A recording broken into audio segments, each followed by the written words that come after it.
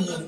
గడ్డి వాడిపోతుంది, పువ్వు రాలిపోతుంది, పొద్దున్నే వికసిస్తుంది, సాయంత్రానికి వడబడిపోతుంది. గడ్డి కూడా ఉదయాన్నే కలకల్లాడుతుంది, దమాయించి గట్టిగా ఎండగొట్టమను వడబడిపోతుంది. అయితే సర్వ శరీరంలో కూడా గడ్డిని పోలిన వారై ఉన్నారు, జాగ్రత్త. అయితే అక్కడ ఒక మాట ఉంటుంది, నిర్మల హృదయము కలిగి ప్రార్థన చేయండి అని ఉంటుంది. ఎలాంటి హృదయం కలిగి ఉండాలి మనం?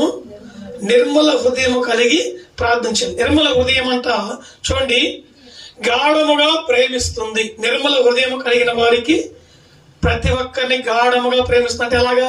మిక్కటముగా. ఎలాగా? మిక్కటం అంటే మీకు అర్థం కాకపోవచ్చు. ఇది వాకిలి, నేను వెళ్తే ఫ్రీగా ఉంటుంది, ఇంకొకటి వస్తే ఇరుగ్గా ఉంటుంది, ఇంకొకటి వస్తే దీంట్లోనే ఇరుగ్గా మిక్కటం ఉంటుంది.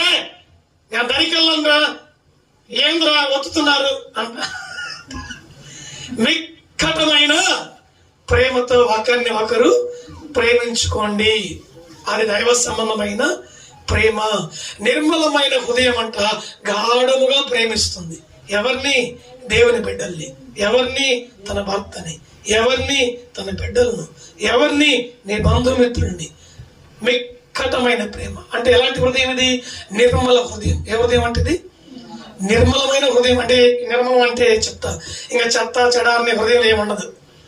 ఆయన ఎట్ట, ఈయనెట్ట, ఆమె ఇలాగా అనేది ఏముండదు. ఇక మొత్తం వెళ్ళిపోయి ప్రశాంతమైన హృదయంతో నీవు ప్రేమిస్తే దేవుడు అంటే నిన్ను దీవిస్తాడు. దేవునికి స్తోత్రం, హల్లెలూయా.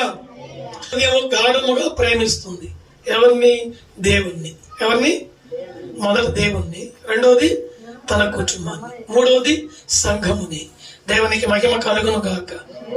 ఇలాంటి హృదయం కూడా కలిగి మనము జీవించాలి. ఐదో మాటగా హెబ్రీ పత్రిక 10వ అధ్యాయము 22వ వాక్యం. హెబ్రీ పత్రిక 10:22 చూడండి. దేవుని పిల్ల మనస్సాక్షి